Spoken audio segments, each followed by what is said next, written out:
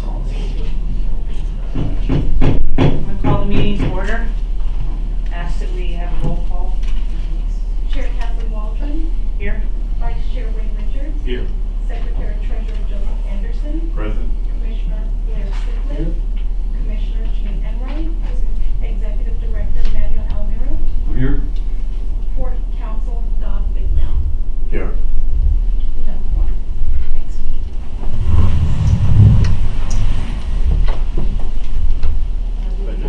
To the flag of the United States of America and to the republic for which it stands, one nation, under God, indivisible, with liberty and justice for all.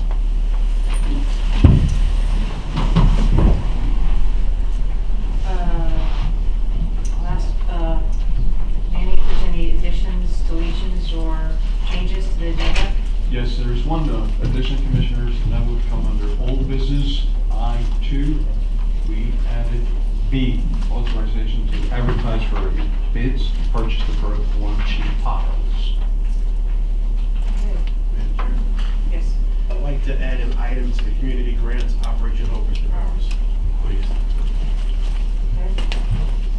Community grants. We can do that. Great. It's very brief. Do you want to do that? Any comments? No, under community grants, that's fine. Please.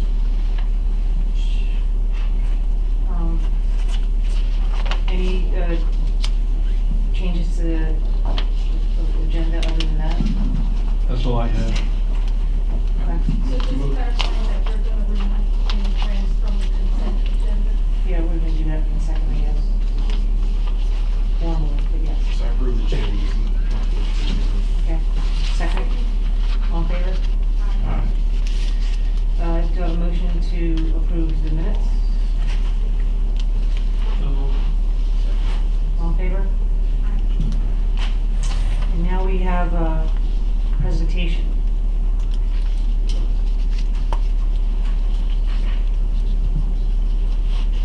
Commissioners, I'd like to bring Mr. and Mrs. Dias up. Stand next to me.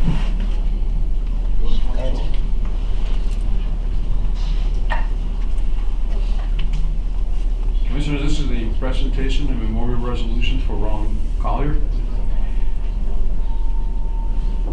Those of you who knew Roland Collier knew him as a professional when it came to moving cargo. Roland first came to the Port of Palm Beach in early 1962 with West India Shipping Company, which helped revitalize the port after Cuba closed its border for trade. You could always count on seeing Roland in his golf cart, wearing cowboy boots, and a cigar in his mouth. He will be missed. Commissioners standing behind me, of course, are Mr. and Mrs. Dias and Ms. Collier. And with that in mind, what we like to do is just present them with this resolution. Thank you.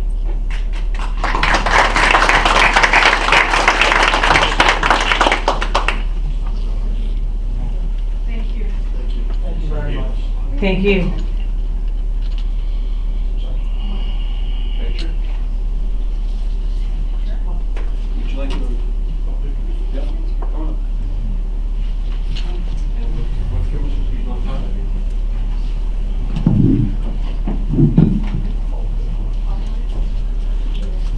I'm standing to the team.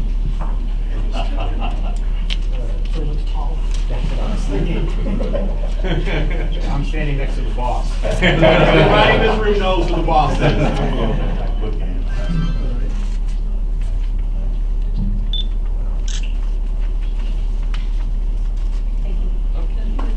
Thank you very much.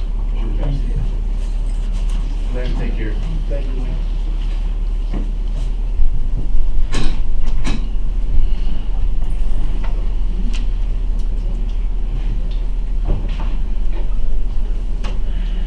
Okay, any changes other than Commissioner Richards mentioned with regard to community grants with regard to the consent agenda? Well, I just had one question for the court bond. Can I discuss that or pull it from there? Just had one Sure. question. Here, G11. Yes.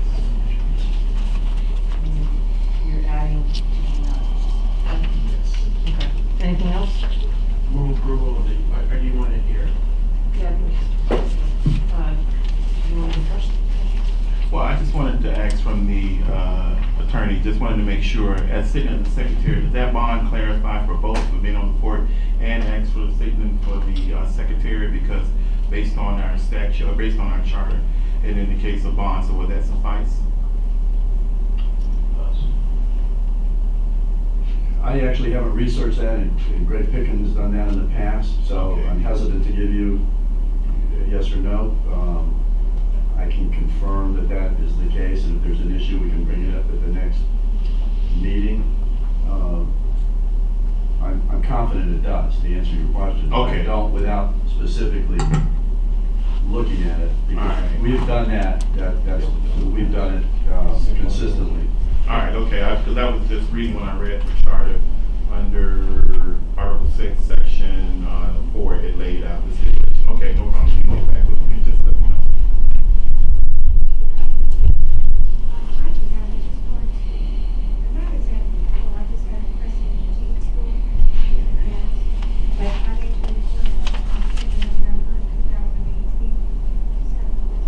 Commissioner, can you turn on your mic? You can hear it. Yes, go ahead. I just have a question because I see that when you issue commissioner travel, you have me down for $920. And when I canceled the Chile trip, when my mom was extremely ill, they reimbursed all of the money for travel and also the $920 for the registration fee. So the court received the $920, whatever that was, and then $1,000 and something for travel. All funds were returned. And it's not reflected, so. I think when I was, go ahead. We should pull that item that we're going to discuss it from You're gonna consent. pull the item. Yes, yes. Commissioner, the refund did come through. It's probably gonna be booked in the month of December when we receive it. So we've got the money in, it'll be reflected. Wayne, Mr. Bowers, please. You want to say a few words about the event and ask, solicit our support? Yes. Please. Thank you. Good afternoon, Commissioner and everyone. Happy New Year, everyone. Happy New Year. I'm giving this Operation Hope. We are people helping people. These are my kids, all nationality of kids. These are our kids here from West Palm Beach. We have kids from Jupiter, Vera, West Palm, and Lake Park. And I'm getting ready to do my 21st annual banquet, which I give back. That'll be next Saturday at the town of Lake Park Ballroom. We call it my Tony's, my Glover Awards we give back to the community for outstanding work they've done. That's my way of giving back. And I'm just grateful to be living and be able to serve Palm Beach County as long as I've been doing it. I've been fighting dialysis for the last 2 years, 4 o'clock in the morning, but God is still good. Thank you. well, thank you. Thank you. Are you doing this through Nelson's? No, Nelson does the feeding. We work together, but I do the homeless part. Okay, we just have to make sure that whatever we approve today, Mhm. we'll have you go through the proper channels with our staff. Okay. So hopefully we'll approve something contingent upon Yes, sir. clearance by staff. Okay. So this is for Operation Hope. Right. Right. Commissioner? Yes.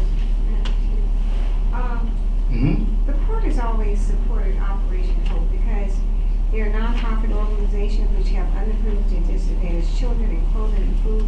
And for years, we have supported them as far as in all of their endeavors. And I have volunteered there when Peggy was clerk. She has volunteered there during the summer, during the winter, and also in this program because we have seen the good that they have and what they've done to improve and to help needy families and children.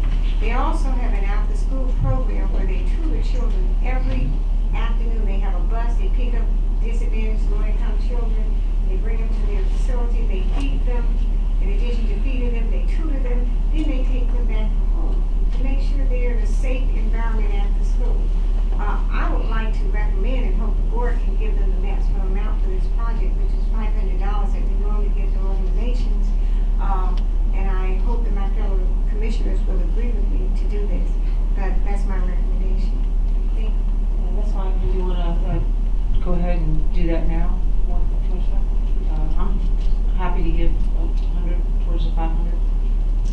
even if we don't want, I mean, there are 5 of us, it's just $100 a piece.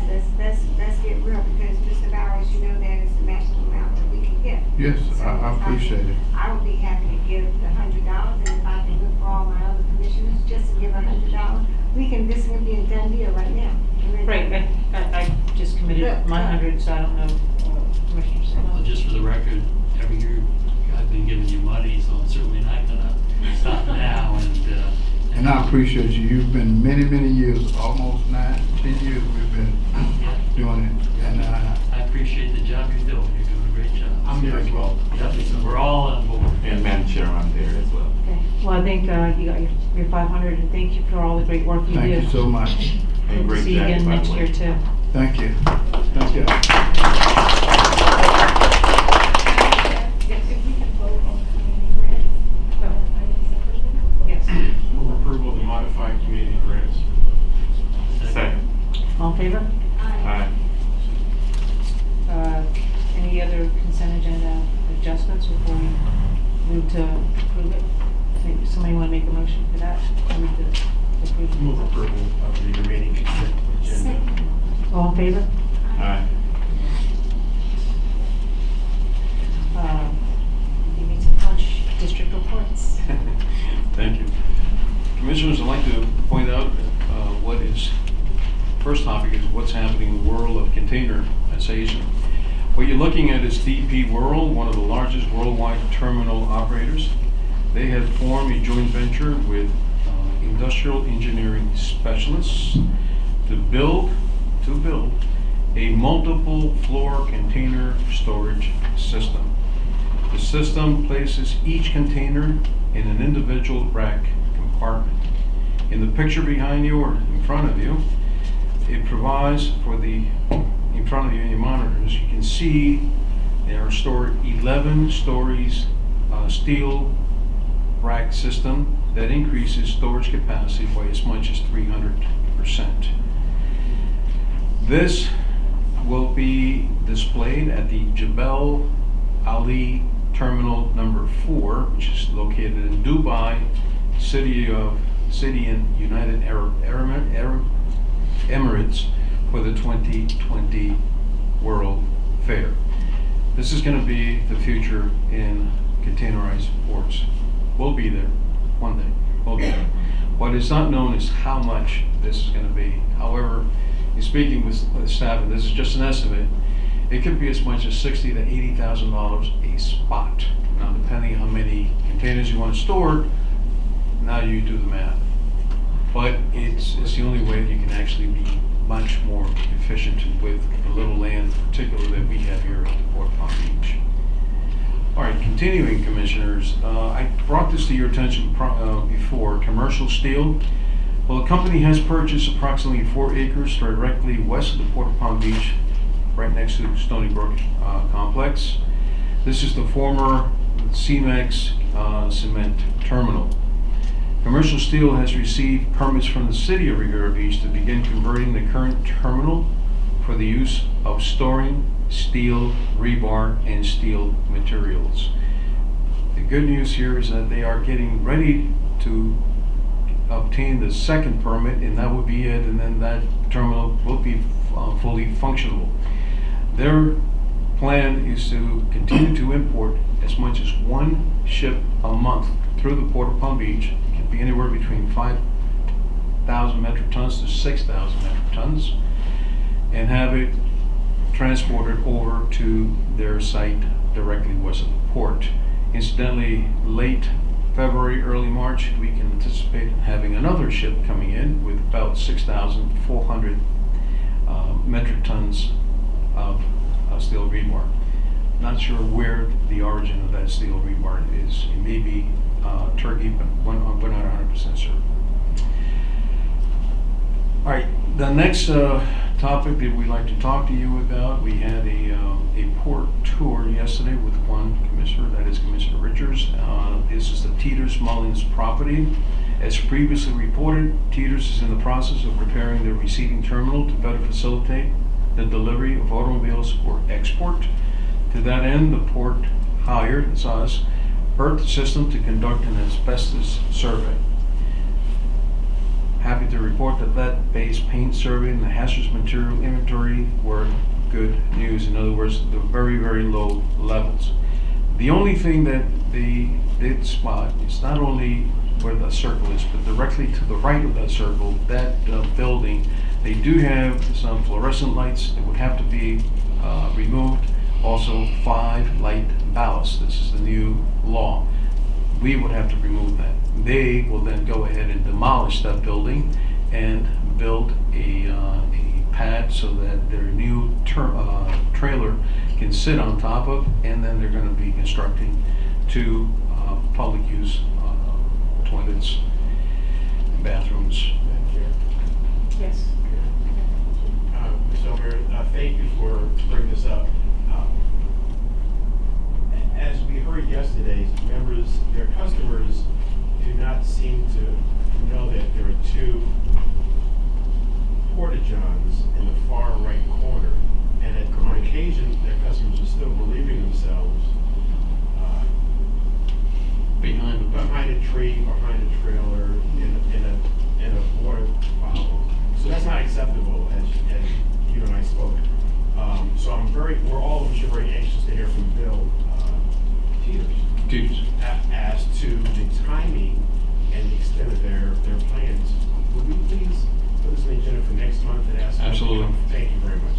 I'd love to hear from him as to the timing of his improvement plans, so that our customers coming to port feel very comfortable.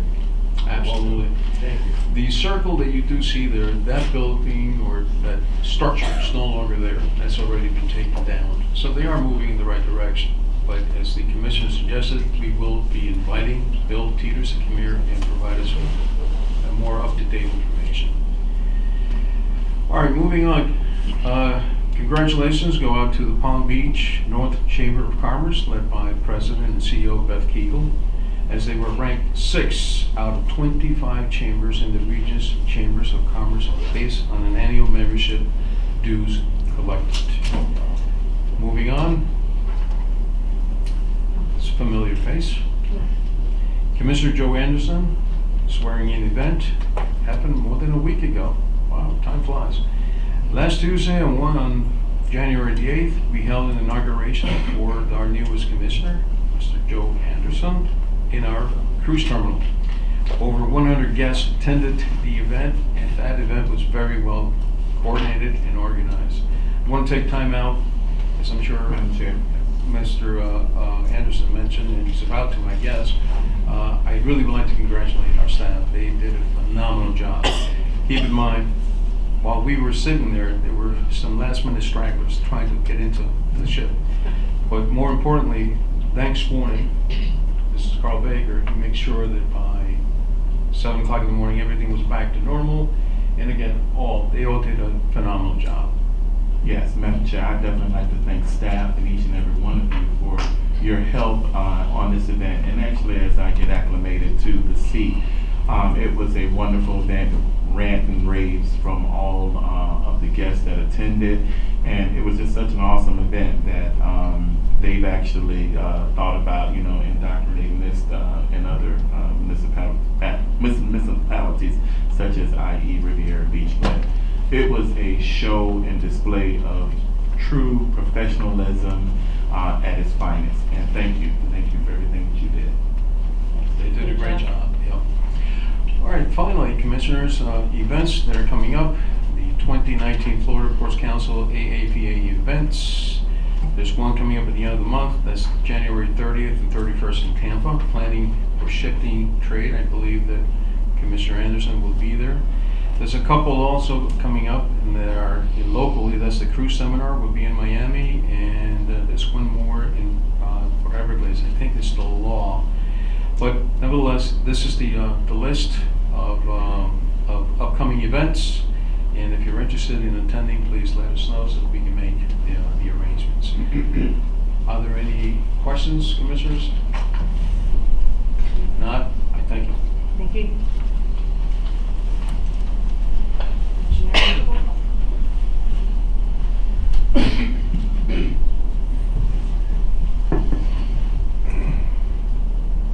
Good afternoon, Commissioners. I provide the engineering report for the construction project being taking place within the port. We start off with verse 17. Hopefully this will be one of the last updates related to this project. On November the 26th, even though the contractor has not achieved substantial completion as of today, the board started using the berth for vessel docking. During the month of December, the contractor completed the installation and operation of the navigation lights on the docking structures. This is a photo taken from the east, looking inside the berth. Still, there's some items that have not been completed, so the project has not been able to achieve final completion. One of the items is they still have missing one of the panels. That's a transformer location for the 2 additional 30 amps plugs in the shore power station. So the shore power is not being able to be used by the vessels that dock in verse 17. We also have 3 new poles located on the north side of South Gate. Were installed by the contractor. They still have not installed the lighting features, and they have not done the final wiring for the poles. And also, all the pavement marking in the new asphalt pavement has not been performed so far. We have not received a final update by the contractor on when the activities are going to be completed. Yesterday, I received an email indicating that the light feature, for example, they're looking at 10 to 12 weeks still in procurement for lighting features, so that means that they have not ordered them. Other than that, if we go to the paperwork, 2 days ago we received the pay application request for February 2018. So they are 12 months in invoicing the port for the work already performed. So in order for us to continue, we look forward for them to at least finish the physical work in the berth, so we can continue to use it, and we'll continue to evaluate and review the proposals, the monthly invoices as they submit them. What about the generator, whatever? Did they mention the power source? Did they mention the panel? The shore power? Transformer. Did they bring that up at all? Yeah, their favorite day that they always say is Friday. Yesterday they told me that Friday, indicating tomorrow, they will see the panel that will be installed by Monday. But we have heard that before, so I will not make any additional commitments until we see that it's installed and it's ready to be used. I have a question that mentions there are 5 existing lights that aren't on, and that they weren't on when they began their work, so that's on us. Is that? I'm reviewing that. If that's the case, then it will be. We have 8 poles in the east side of the berth, right near to the berth. They indicated that 5 of them were not working when they started doing the project. If that's the case, that will be on our operation side to fix them. But I'm still reviewing if that was the case. If not, they will have to put them operational all 8. Madam Chair. Yes. Is there a construction timeline for this project? Yes, it was a year and a half ago. The construction project was supposed to be delivered in 1 year. It took them 2 years and a half to get what we have today.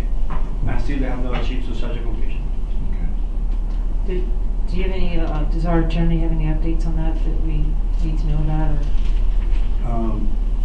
Well, I intend to ask for an executive session before the next meeting, Okay. and discuss it in an executive session. Okay.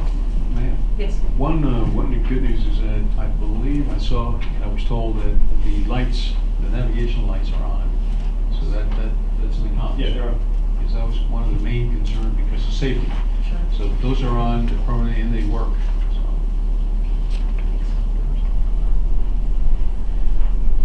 So moving on to the MOB demolition and cargo improvement project. The contractor completed the demolition of the building. I can show you how the progress went on. This is a photo taken December the 8th, December 17th, January 6th. So basically the building was done in almost a month. Right now the contractor is working on the laying area. He's removing all the existing utilities that are going to be demolished or abandoned, as well as receiving the materials for the new conduits that are going to be installed within the project area. Here we can see a photo. This is the north side of the project. It's going through the valley parking area for the cruise ship. Our plan in this area is to relocate all the overhead lines to be located to all underground systems. So we will be it will be our way, and we'll be able to use struts along the MOB area. Today the contractor started to do a directional drilling. This section of the conduit one will be going from the northwest area of the valley parking all the way on across the parking lot to existing transformer on 11th Street. This section was done by direct drilling, which means that it wasn't an open trench. It was decided this way, so we will be maintaining operation to the valley parking area through the construction of the MOB project. So far, based on the schedule provided by the contractor, the project is on schedule. The activities that are being performed as of today are the ones that we're already indicating in the estimated delivery of the project. The project is still projected to be delivered in September 2019, which is the contractual completion date. Questions? Do you have anything?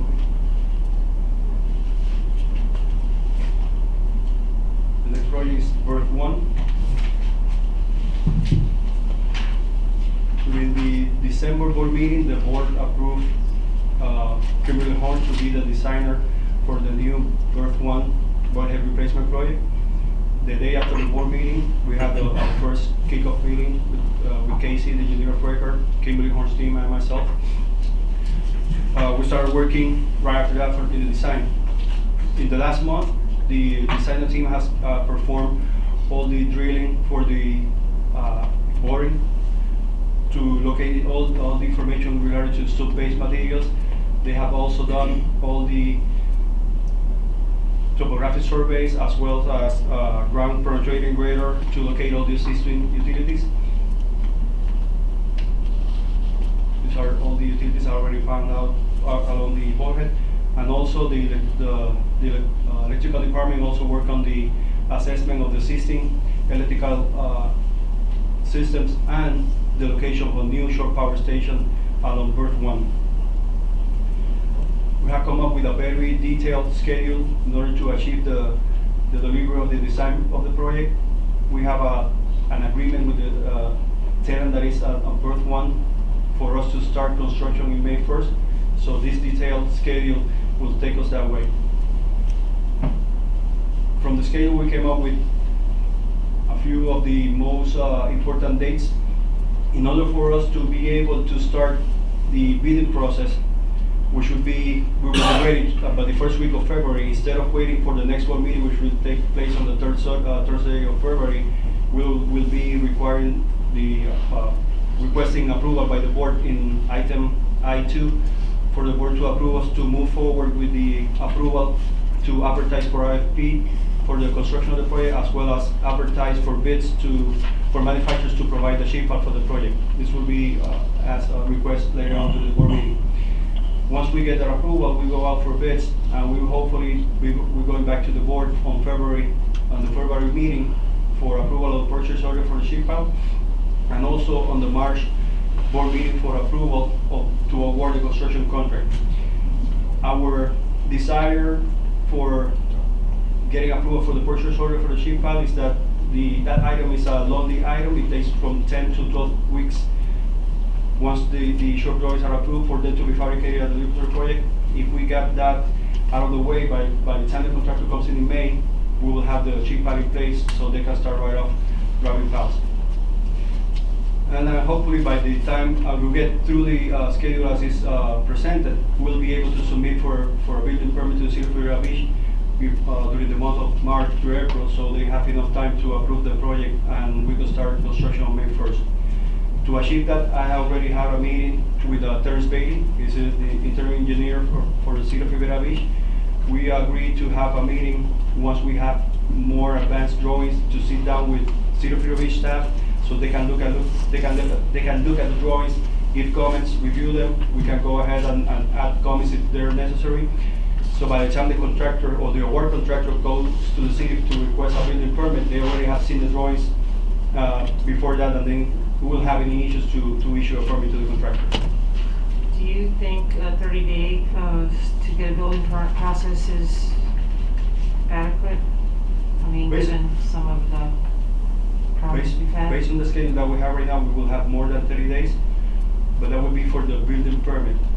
One thing that we discussed with them is to be able to get a demolition permit first, which will allow us to start doing demolition of the bulkhead. But one thing that we try to achieve as for this and future project is to engage in the necessary coordination with the city, so they don't see the drawings for the first time when the contractor requests or files for a building permit. So our goal is to meet with them. They have gone through the drawings. By the time the contractor goes to the city, they don't have to go through the drawings again. They already seen and have already commented. We have gone back and forth, and we have an agreement that the drawings include everything necessary for them to approve a building permit. Hopefully, this is let's say the future between the engineering department from the port and the city of Figueroa Beach. We will have any issues in approving building permits in the future. If I may, I'm fairly confident that we'll be able to accomplish this. We're not going to go through the hurdles that we have in the past. We've taken drastic steps, Okay, for sure. great. Any questions? Great job. Thank you. Any commissioners have anything to report? Two things. One is Ambassador Bernstein to the Dominican Republic, who, as everybody knows, lives in Palm Beach County, has reached out to me to see if the Port of Palm Beach would be interested in engaging in some sort of discussion about doing a sister port arrangement such as we had with Haiti. And so I wanted to throw it out to the commissioners to see if they'd be interested. Do you support that? Yes.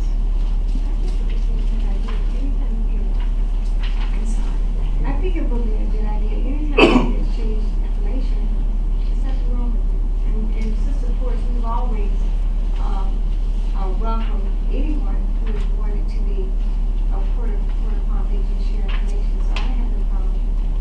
Great. Great, thanks. And then the second thing is Farm Share and Living Hungry has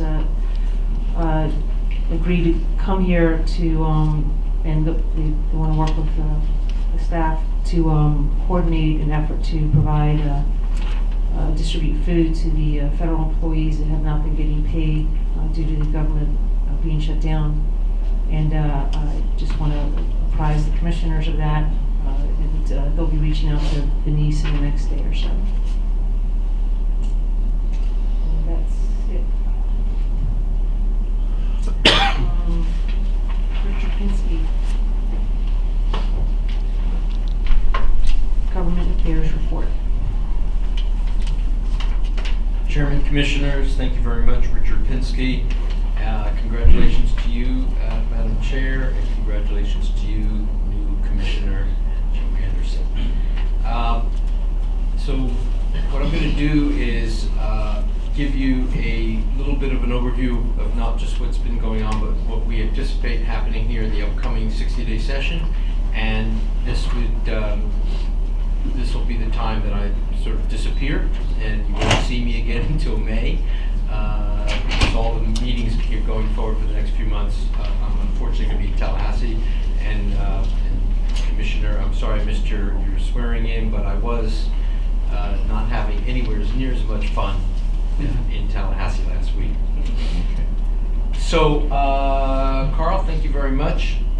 For those of you that maybe have been hibernating, living under a rock, we do have a new governor, Ron DeSantis, and his team. He's not wasted any time. You've seen some of the appointments to the Supreme Court that he's done already, and his request, he's removed some constitutional officers in counties. He's also made some bold moves with the South Florida Water Management District, so he's not letting any grass grow under his feet.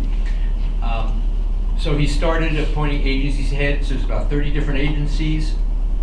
So most of these are all new. I've highlighted in bold some of the ones that you may that we as a port interface with occasionally.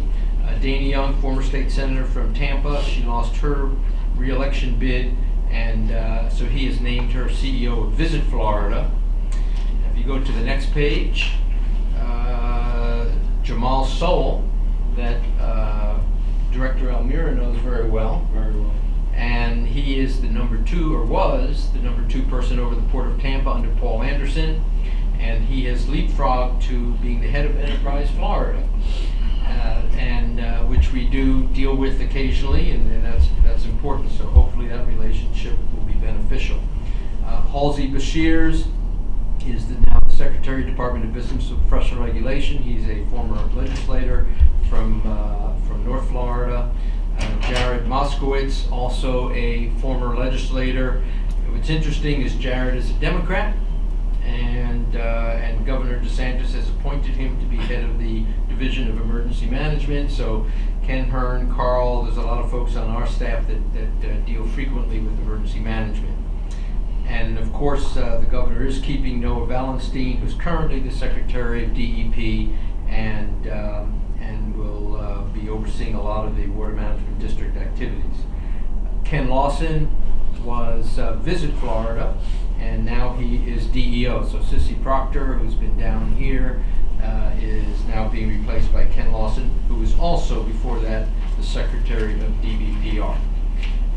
The governor's also been working on staff. Some of these names, again, will be familiar to you for those that have been around. Some of these folks are retreads from Governor Christ's administration when he was a Republican. So Shane Strum is back again, was Chief of Staff under Governor Christ. He's now Chief of Staff for Governor DeSantis. Stephanie Kopalousis, for those of you that remember all the activity with the inland port, she was Secretary of FDOT at the time. Sometimes she was our friend, mostly not so much. She's now Director of Legislative Affairs for the governor. He's keeping Cynthia Kelly, who's currently the Director of OPB. Chris Spencer, Senator Brandeis, who is this current state senator that is a great advocate of autonomous vehicles and technology. Chris has left Senator Brandeis and is now the policy director for the governor. The rest of these, you know, how to navigate around the governor's office, cabinet affairs, how to get an appointment, if you want to get appointed to a board, etc. Next is the Palm Beach County delegation. So we've had an election, and here are the results. The ones highlighted in bold are the ones that we call our particular senator, Bobby Powell, of course, and State Representative Al Jaquette. Palm Beach County has not done well as far as committee appointments. We really don't have but 2 members on any appropriation committee at all. Matt Wilhite, who's the chairman of the Palm Beach County Legislative Delegation, happens to be on TED, the Transportation Economic Development Appropriations, which is good. And Rick Roth is on Ag and Natural Resources. But other than that, nothing. We do have Marilyn Magar, who's been to the port, and she is the Speaker Pro Tem under Speaker Oliva, so she's the number 2 person, so in that regard. Upcoming dates, next week I will be in Tallahassee for another interim committee week. Next Friday, we don't have to worry about this, we don't have any legislation we're proffering, so that is the deadline for any draft bills on the Senate side to be submitted. The governor has 30 days from the start of session to submit his budget, so March 5th, so by February 5th, we anticipate early February, we'll get the first glimpse of what Governor DeSantis is proposing on anything from housing, transportation. We're assuming it'll be a re-up on port-related issues, but that remains to be seen what he's doing. And then, of course, we come right back and we have 3 committee weeks in February, and then session starts March 5th. For those of you that may be thinking about it, Palm Beach County Day, March 5th and 6th. The League of Cities, which I know a lot of folks also attend, is going to be the end of March, and then hallelujah, May 3rd. Hopefully our life, liberty, and property will be safe once again. The issues that we anticipate, some of the typical ones, election reform is going to be big. He's already removed 2 supervisors. The Governor DeSantis has removed 2 supervisors of elections, one in Okaloosa County, one in Broward. Both of them have vowed to fight that. Transportation infrastructure is going to be another major issue. There's always home rule versus preemption. There's already some legislation impacting the port and how we would operate as a special district. Of course, appropriations are going to be big, water infrastructure. We're all waiting to see what happens with septic tanks. Governor Scott never wanted to use the credit card, so they had to spend $50 million a year for water projects, but there's talk that they would bond that, which would produce $800 million to $1 billion of projects to take care of septic tanks in the state of Florida. Climate change, which we deal with here at the port, but most of the money is probably, the new money is going to be obviously going to Hurricane Michael relief in the Panhandle. $5 billion so far for insured losses. Uninsured would be twice that, so almost $15 billion in losses into the Panhandle for a rural economy that has no other way to recover. And then, of course, the Marjorie Stoneman Douglas school safety issue is going to be coming back. Here's what I do during the session. We monitor all the bills and amendments filed impacting our operations here at the port. We monitor all the budget and appropriation funding proposals. As you know, in the last couple of years, there's been other ports that have broken out of the mold and have gone their own way as far as asking for separate money. We have resisted that as a port. We also monitor all the bills impacting special independent taxing districts, which we are, and like I said, there are some bills already being filed.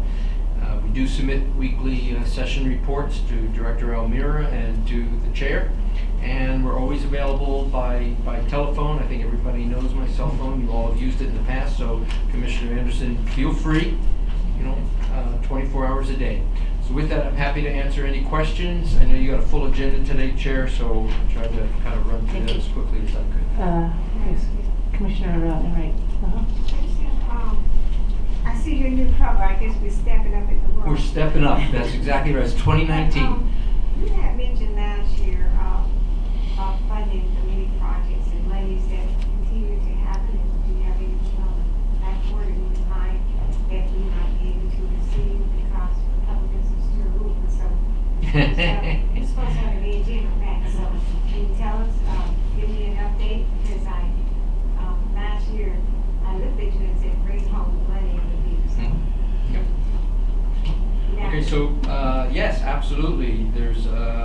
We have a new governor now, and so like I said, with the budget, we're going to see what he wants. One thing that we didn't have in the last 8 years was we seemed, for one reason or another, and I'm not quite sure why, Governor Scott never seemed to focus on the Port of Palm Beach the way that he focused on other ports. So one of the things that we talked about is Ken Lawson, who is the head of Department of Economic Opportunity, that has $85 million in grants. The first thing we want to do is get Secretary Lawson, Director Lawson, down here to tour the port and understand the connectivity that we have as an export port to the Bahamas and elsewhere. So there are projects that we get from our FSTED match, but there are other projects that I'm always talking to port director about. What's that not going to fund? Like the rail enhancements. What else can we do that are perfect opportunities for DEO to help? FDOT, again, they care about connectivity. So while now what used to be the MPO, the TPA.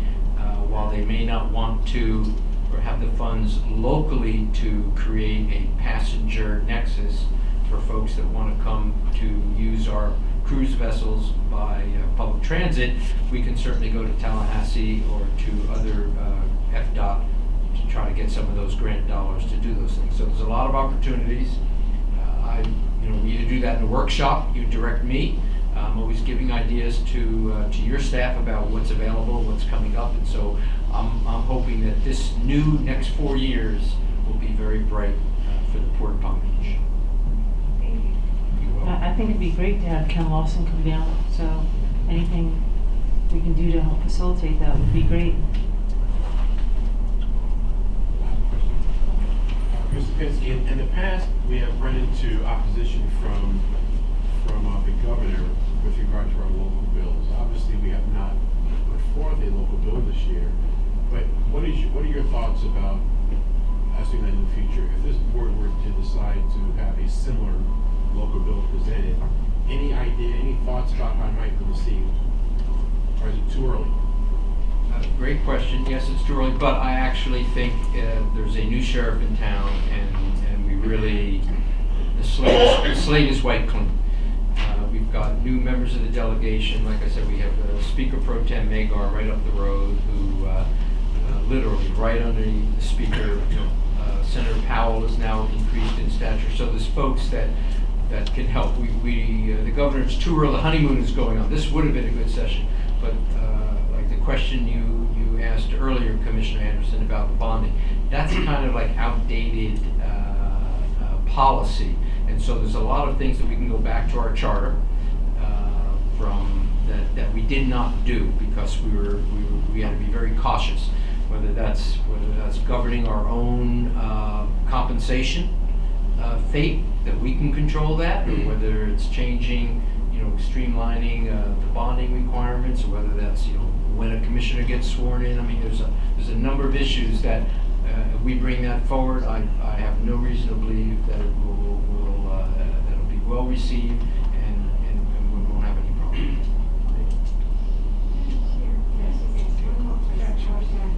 How do you think the governor feel about our relationship with Cuba? Is it the same way as Governor Scott, or as far as doing business? Have you heard, or do you have any idea? No? That is a great question. I have no idea. It's just a great question. The whole attitude, I don't know what happened at the end, but I'm not speaking out of turn when I tell you the last 30 days, 60 days from when the election took place to when the swearing in of the new governor, I can't underscore how Governor Scott fell out of favor in Tallahassee. I mean, it was night and day. Right up to the point of I'm not going to get sworn in with the rest of the United States Senate. I'm going to hang on for another 5 days so I can give away another $18 million of DEO money, and I can make 40 new appointments. It was not well received by the new administration. So don't know what he will do on business opportunities between Florida businesses and Cuba, but I know we lag from other states, and so Governor DeSantis is a deregulation guy. It's the way he was in Washington, so I have no reason to believe that it would be different here. Great question. Didn't Governor DeSantis undo those 40 midnight appointments? Yes, he did. Can't take back the 18 million though, but I wish he wishes he could. Anything else? Thank you very much. And I do have to drive to Jacksonville right now for a meeting, so if you don't mind, Madam Chair, Absolutely. I would like to be forgiven and excused. Thank you. Safe travels. Old business.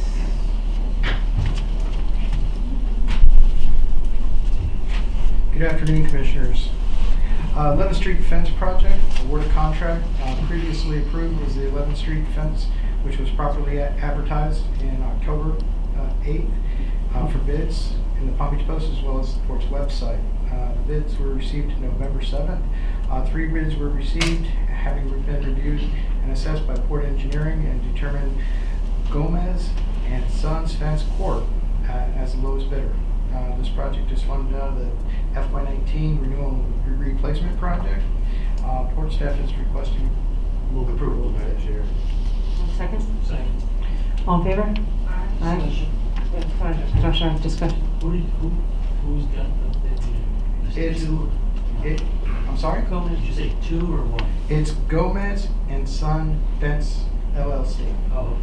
Good. It's a long name. That's what I thought. Heidi's caught me on it like 3 or 4 times. Just, Madam Chair, just out of curiosity, did they indicate what was the variance? Because I see there's roughly 40, 45, 46, and the next one is 75, and the next one is 113. Did you find out why so wide range of margin? Jose went through and basically checked the different pricing on different items and through Yeah, I see the through unit bids. prices, but. Yeah, Oh, they didn't really tell us much. Martin Fence Company actually had we asked Martin Fence for a quote last year, and we kind of got an estimate from them as to how much it was, and realized we were going to have to go out for bid for it. They also competed against the last time we sent it out, and it was actually awarded to a company down at Fort Lauderdale. Then the steel tariffs came into play, and everybody wanted to back down on it. Plus, there was actually funding that was released from the state in relation of the shooting at Marjorie Douglas for school safety. And they started basically taking all the fence materials in the state and started building on schools, and they wanted to tap into that funding source and for projects as well. And they backed out of the award we gave them last year, basically saying they didn't want to do the project anymore. So we had to advertise it again, and these are the quotes we got back. and this is for chain link fence, right? It's green powder coated fence that we're gonna put with green screen to replace the ornamental fencing that's rusting on 11th Street, as well as the entrance into the main terminal. And also, will it be covered with windscreen as well? Absolutely, sir. Alright, have we looked into probably selling advertising? I know you and I spoke about any advertisement or along that way to kind of, We have, from a aesthetic standpoint? Yeah, good. we've explored, one company at one point that did show interest was Lion Country Safari. However, they just evaporated, so, well, what they wanted actually was to advertise inside the terminal. Not as you come in, but actually when you disembark and you go through that whole process. CBP will not allow it. They want everyone to be focused on declaring what it is that they have, so they did not want any distraction. The second option was on the fence.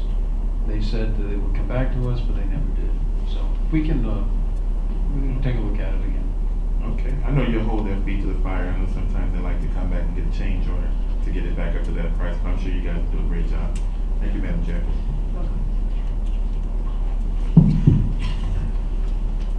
You need to vote on that. Oh, yeah, I'm sorry. Second? Second. Any discussion? All in favor? Alright. Aye. Thank you. Thank you.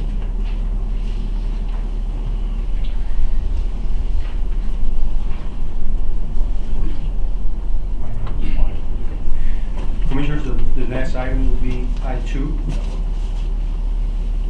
As I presented during the annual report, the bid ready documents for the Berth 1 project will be ready the first week of February.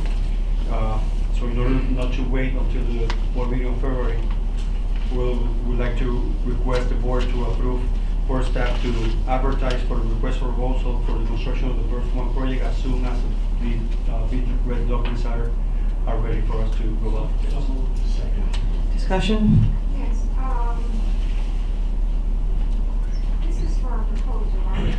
You're putting down, RFP. you're putting out an RFP, okay? Request for the RFP. I asked at the last meeting that commissioners see it before it was put out on the street. And one reason why, because I've got a lot of feedback.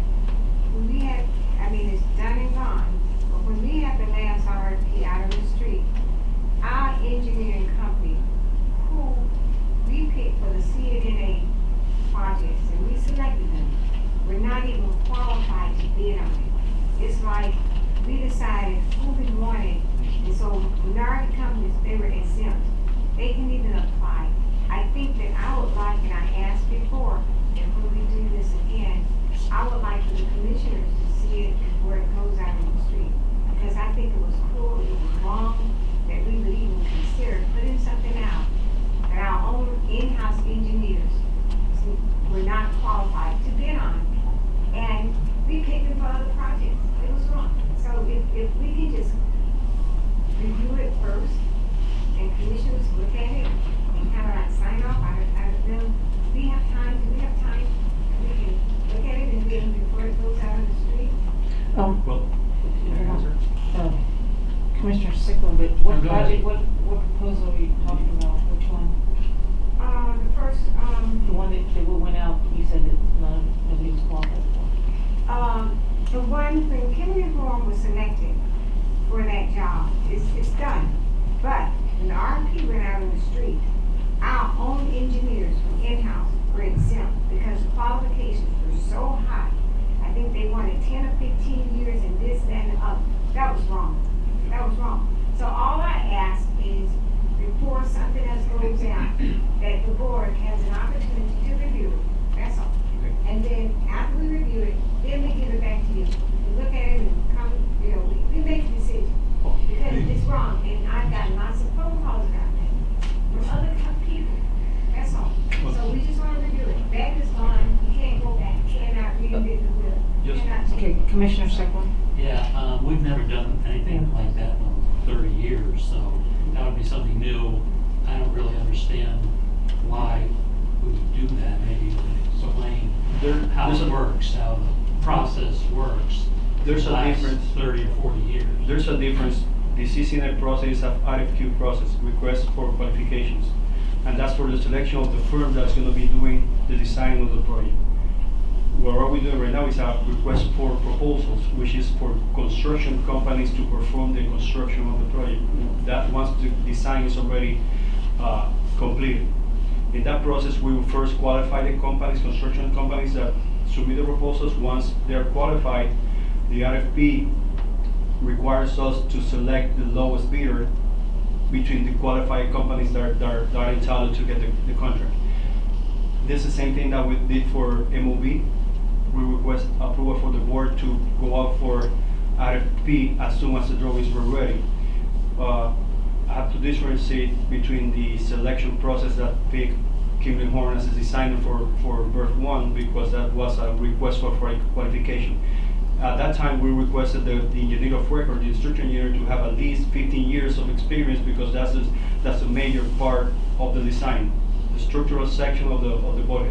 In this case, we're just going out for proposal for construction once the drawings are ready. So there's a difference between the process that we use to select Kimberly Horn as a designer and what we're doing right now, which is a selection for the construction. If I answer the question. Madam Chair. I understand that, but I guess what, and I don't mean to speak, but I guess what she's saying, there was certain verbiage and language, and I don't think in the Kimberly Horn situation, if you have a group of contractors and you've chosen them, they went through all of the pre-quals and whatnot, but you've chosen them and to make restrictions that are higher than the pool of contractors, why have the pool of contractors? So you know what, that ship is sailed. Also, when you look at a request for a proposal or a request for qualifications, there's certain language in there that can be very cumbersome and actually interjected in order to assure a certain company or a certain vendor receives the job. We're just trying to say it behooves us to be able to probably just take a look over it. We're not asking for approval or anything else, but just to see if there's anything, just a set of eyes. Because sometimes it will, and also just to give a light, currently the county itself is going through, has went through a disparity study, and we just want to make sure we're above board and we're just as transparent, and that doesn't fall on our plate as well. So we want to do all that we can to ensure that we're doing is making as inclusive as possible for all of our companies, regardless of ethnicity or religion or anything of that nature. So that's, I think, what we're trying to ensure that we don't have. So we will address the comments. We'll address the comments in the next CCNA selection process. So for firms, for this particular one, which is a selection for construction, our qualifications are standard. It's the same ones that we've been using for the last 20 years. Would you articulate what they are, Madam Chair? I mean, what are the main qualifications that would be in the RSP for construction? Does Casey Long want to say something? Yeah, I apologize for intervening No, here. absolutely. I had a question, putting aside the consultant selection, but focusing on contractors. The Ports General contractor contracts have been reviewed by Gary Dietrich and Ryan. We've received them. They've been vetted and adjusted, from what I understand from Jose, as a result of the LMH contract and the previous contract, and now also the MOB. So we're using the MOB contract as far as terms and conditions. That being said, there is another section which is the bid documents. And the bid documents have port standard language that has been used for as long as I've been here, about a 12% minority or small business actual participation in the project being held as a goal for the contractor to meet. Separately from that, you have the ability within the bid documents in the front end component under the advertisement and the instruction to bidders to adjust your expectations of which type of contractor you would like to receive. If it's a very complex job, maybe you want 15 years minimum experience in the marine industry installing sheet piles versus getting a guy who's starting his project, his company up. Those are port decisions that need to be adjusted. So the reason why I wanted to come up here is to ask the question of you, what would you like to see? Are you interested in also seeing the terms and conditions of the contract and the legalese? Or would you like to only see the requirements that the port are putting on qualifications that the contractor needs to meet in order to do the job, and then the expectations related to the small business component? Hope I didn't confuse you on that, but I just want to get some guidance. Commissioner Richards? I would think the latter, and I appreciate your articulating and explaining what you perceive as the concern. But I think the latter would be helpful. You know, listening to my colleagues, that it seems though the goal is to, I'm going to throw this out there, not have a 25-year requirement if it's not actually necessary. And what we do understand that depending on the nature of the work, we may want greater, more specific specifications. But I'm hearing a request for information prior to it going out, which I think is fair reason. So in the spirit of time, I want to work with Jose to get that to you sooner rather than later so that we can have that adjusted before it goes out to bid. And the latter two information, the latter two. So the small business policy, and then the qualifications of the prime contractor for being able to perform the work. Yes. Yes. Well, just kind of a summary of it, right? Because I don't think It's a anybody few wants pages, to it's not a hold lot up the of process, stuff. right? The other stuff that Gary Dietrich and Ryan did is a mountain of paper. Right. This is- Yeah. So the question, Madam Chair? Yes. The question is, if staff and Casey were to present this to us, if this is not, can this be delayed, or are we time sensitive? That was the question I was asked. It is time sensitive, and I guess it gets into the circumstance of, we're looking, our goal is to have drawings in the hands of the contractors by the 10th of February. And then to the city by May 1st. And the city, but under construction by May 1st, so the city by the end of March. If you go in with criteria that lends itself to be needing to change, we could do an addendum during the bidding process as a result of the next board meeting. But it leaves a gap of 10, 14 days where contractors who may think they're eligible may become unineligible if we make a change. But we do need to be able to go out to bid February 10th. Yeah. Chair, I think we should go forward. I would want staff to get us that information very quickly and maybe meet with us on an individual basis, such that if there is a big Concerns, concern, right. we can modify the. But I don't want to slow the process down. I don't think. That's the major concern. Right, so we don't want to, well, We don't want to slow down. I don't think anybody wants to slow the process down, but we Well, we probably certainly wanna need be to address fair. the concerns of, right. As we have been in the past, so, well, if that's the direction, we'll definitely be meeting with each and every one of you. Madam Chair, I'm going Yes. to move, Mary? Yes, please. I'm going to move that I-2, both A and B, be approved, and we move forward, and then we also direct staff to get us information that was just articulated within the next few days, such that if we need to make modifications, we can do that time. All in favor, discussion? All in favor? Aye. Thank you for that motion. Thank you. Yeah. New business?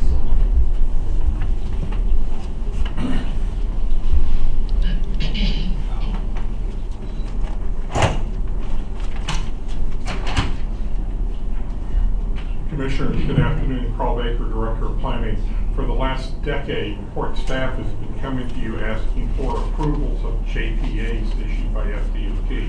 JPAs are no longer. It is now the PTJA. Same thing, only different.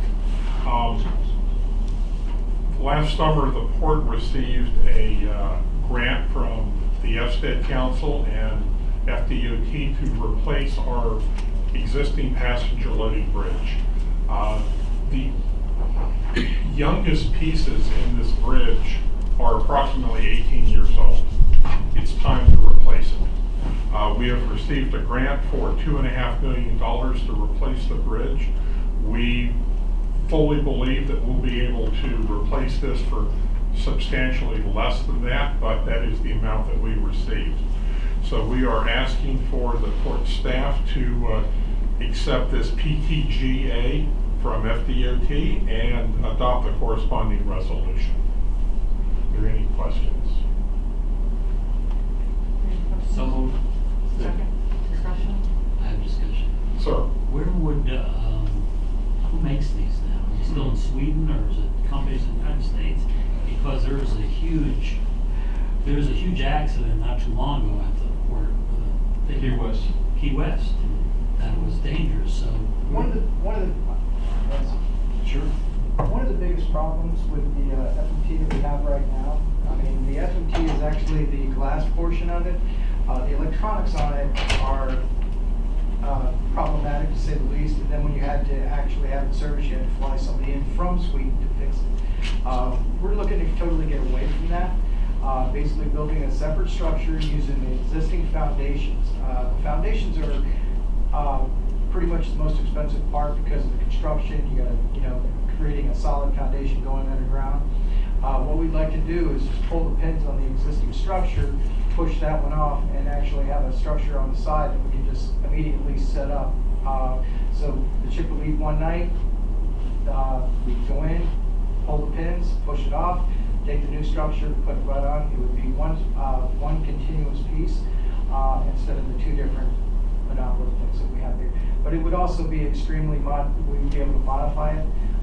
So if different ships would come in, we'd be able to make modifications to it to actually accommodate other vessels as well. And how do we know that will work? Actually, we've looked at it pretty hard. Dave Mock as well. Dave Mock actually came up with the initial design for us, or a little sketch, based on what we were requesting, and it's looking rather We need to move on that. Yeah, we do. But it will. I'm sorry. Yeah, next month we're going to be requesting the engineer selection through the CCNA process to be able to identify the engineer to help us out with doing. Just out of curiosity, Madam Chair. Sure. What is the estimated, downtime or anything during downtime affecting the current tenants? Sir, it's in their contract that when we replace the bridge, or we're in the process of replacing the bridge, they are responsible for getting their passengers from the ship to the terminal. Thank you, Madam Chair. And also, Paul reminded me that in the contract, in the unlikely event that this ship line were to leave, they pay for it. 5 years was a payment contract. Any further discussion? Okay, all in favor? Aye. Thank you.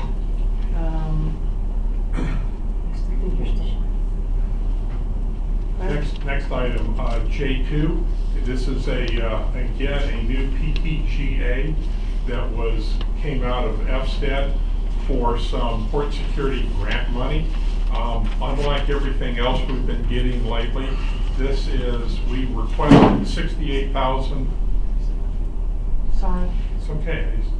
She was making faces like she got hurt. And I was like, It's recycling. okay.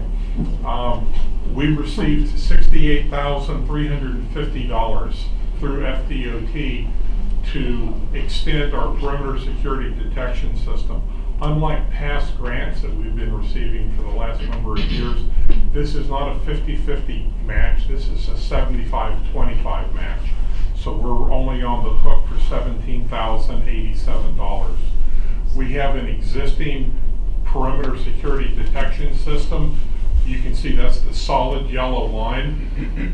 Basically what it is a wire that's detectors that are woven into the existing chain link fence.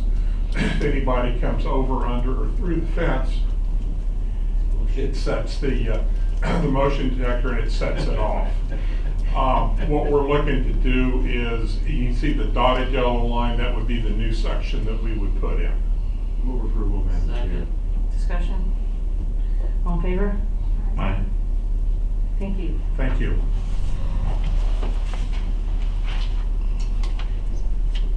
Hello. J3. Yes, Riviera Beach interlocal agreement. City of Riviera Beach. The U.S. Department of Homeland Security, through the Federal Emergency Management Agency, awarded $1 million to the Port of Palm Beach in the FY16 Port Security Grant Program. Port staff seeks to allot $171,397.50 in federal grant funding to the City of Riviera Beach, providing technology, equipment, training, and support for the port's protective measures identified within the Maritime Transportation Security Act approved facility security plan. Under this agreement, the City of Riviera Beach would be required to provide the 25% match funding in the amount of $57,132.50. The total project cost is $228,000 and $28,530. With this funding, ShotSpot, we will be supporting the city with the ShotSpotter technology to identify gunshot locations, ballistic vests for its police officers, ballistic shields for the SWAT teams, and hostage rescue training. One thing that I would like to share with you is we received an email today from Chief Madden, and it's actually, there's a copy of it in your folders. A portion of that email, he basically states, Riviera Beach has experienced significant reduction in crime over the last 15 years, and that trend continued in 2018 with a projected 7% reduction in overall crime. Riviera Beach has emerged as a technology leader in the law enforcement industry. We could not be where we are today without the support of the Port of Palm Beach. From a public safety perspective, our relationship with the port staff couldn't be better. Madam Chair, Yes. I happily move for approval of this item. Second. Any discussion? I have one thing to say. I approve it. I have no problem. The only thing I would like for, since we are working hand in hand with the city, I just hope and pray that they continue to work with us for the second reading of the annexation property with the Port of Palm Beach. That is very important, because we've always given to the city, which we need to do this because it's a safety issue. But then they need to come back and look at the port and say, hey, we need to work very hard toward the annexation of the property and do the second reading and continue and then vote unanimously to do it. So I'm just hoping that they will work with us like we were working with them to make it happen. That's just my comment. And that's kind of like a different subject, but since we're talking about the city, I think all of these together. I mean, you do unto others, you wish they would do unto you. So that's my comment. Thank you. Thank you. Any further discussion? All in favor? Aye. Thank you, Pam. Next up, quote for terminal parking lot light pole replacement. Davco replacement. Davco Electric was selected as our LED conversion provider in accordance with the Port of Palm Beach LED retrofit RFP that was out last year, actually in 2017. Has provided pricing and replacement for installation of 10 LED light poles currently in need of replacement. These poles are degraded and have been damaged over time by weather conditions and beat up by hurricanes. The light poles currently are not sufficiently providing adequate lighting. At the inauguration event, when you walked out of the terminal, you could see how dark the parking lot was. Those are the ones that we're actually addressing. This project is funded by the FY19 renewal and replacement budget for buildings and grounds, but we also have the submission in with FEMA for a grant reimbursement on the project as well. So moved. Second? Second. Discussion? All in favor? Thank you very much. Thank you.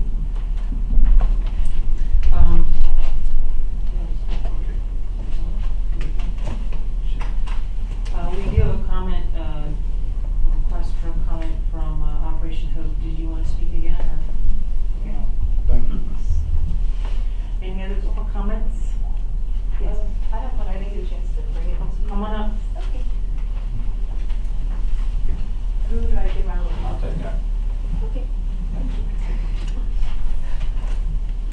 welcome. Hi, so I'm Melissa from the Wild Dolphin Project. We're a local nonprofit in Jupiter.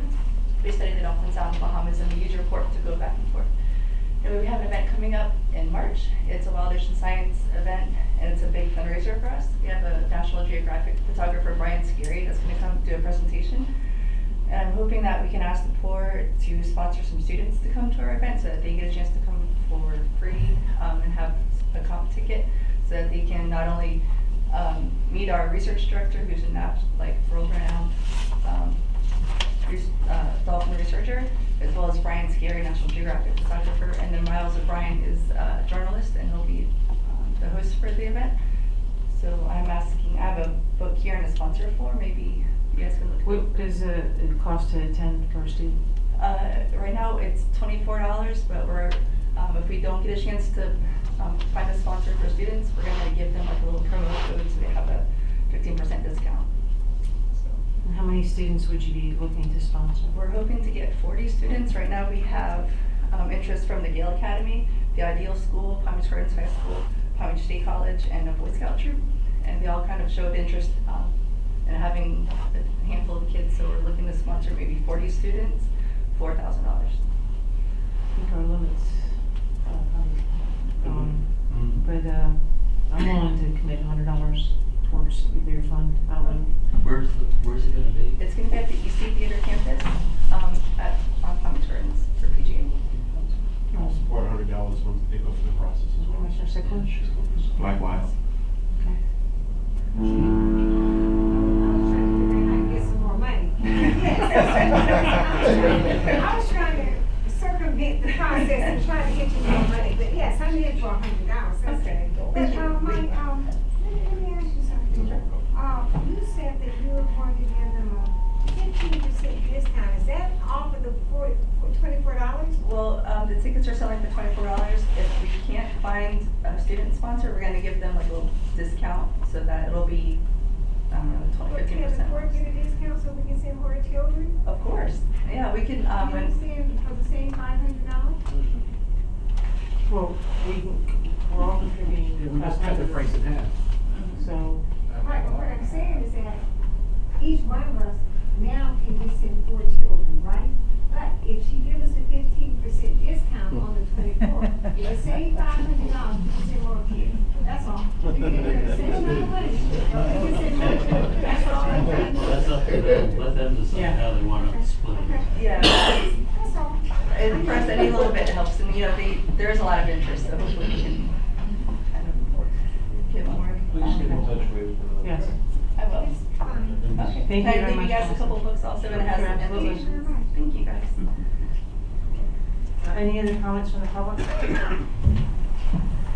Comments from the Board of Commissioners? No, thank you. I just want to, tell everyone I'm delighted and happy to be here. So far, my transition has been very well received. I'd like to thank Manuel Alamir for spending the time with me to get me abreast of the port and some of the direction the port is going. Special kudos goes out to, mispronounce her name, but Heidi. Bear with me as I get acclimated to the names and whatnot for, being there for, getting me all set up with the pictures and the business cards, which was well received as I passed them out at the Forum Club. But most of all, as I look to work for you guys, I look for any feedback, anything that I can. I look forward to meeting with each and every one of you just to get up to speed on some of your direct expertise. And that will be forthcoming, and I'll actually schedule that with Manuel Alamir. And also out to Denise, thank you for your help in the transition too as well. And again, I look forward to working with each and every one of you, and anything that I could do better or critique me just as well as we sometimes to critique the staff as well. I'm open. I'm a sponge and I'm willing to absorb all the information that you have. But thank you again for being aboard, and I look forward to working with each and every one of you. Thank you, Commissioner Anderson. I think I speak for the rest of the commissioners when I say we're glad to have you, and thanks for being here. And I'd also like to recognize Mayor Myra Kutzen, our elected official from Palm Beach Shores, who's our loyal attendee here. So thank you. Commissioner Richards. I have nothing further, thank you. Commissioner Sickland? Yeah, I have one thing. Everyone on the board, except for Commissioner Harrison, probably remembers that Pete MacArthur was talking about trying to get the Inspector General to come into the port, and then we thought about it, but at the time, they weren't able to do it. But it's come to my attention that they are interested again. So I would like maybe at the next meeting, we might discuss it, and if someone could maybe contact Manny, just to see if this person who asked me about it, I guess they've been reading a lot of articles in the paper about certain municipalities with problems. So I said, look, we have nothing against it. I'm sure we can bring it up. So at the next meeting, if no one has an objection, at least we can Sure. talk about it. And then, Okay. volunteers. But, so for the next meeting, maybe we'll talk about it. That's okay. Can't hurt, yeah. Okay, the next meeting date will be Thursday, February 21st at 4 o'clock, unless we have the executive discussion prior. And that is, Yes. you will have, right? Madam Chair and Commissioners, I would ask, request that we have an attorney executive session with the Commissioners, Mr. Almera, myself, Mr. Pickett, and Ron Wilkins from the Jones Foster firm, because I believe between now and that time, we will need guidance. So you want to have it before the 21st of February? No. It's fine, just after, as we usually do, after we commence the meeting, if we could have an attorney executive session regarding getting direction from the board on the LMH case. Should we start it earlier then, or do we want to start at 4? Does anybody have any preference? 4 o'clock. 4 o'clock? Here. All right. Yes. Anything else? We're adjourned, thank you.